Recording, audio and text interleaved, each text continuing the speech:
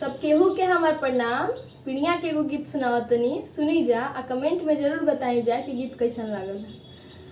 जावाना ही देसे बाबा कैला मोर बियाहवा तावना देसावा बाबा तालना पोखरावा तावना देसावा बाबा तालना पोखरावा तावना देसावा के हमरो आई हानि के हमरो जाई है कवन भैया न हमरो बटिया बहोरी है कवन भैया न हमरो बटिया बहोरी है कवन भैया न नौआ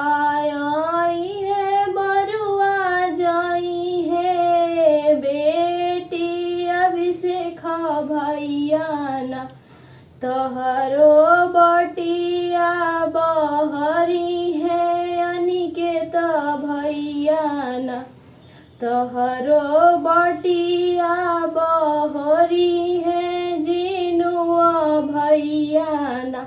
बहुत बहुत धन्यवाद गीत सुने के।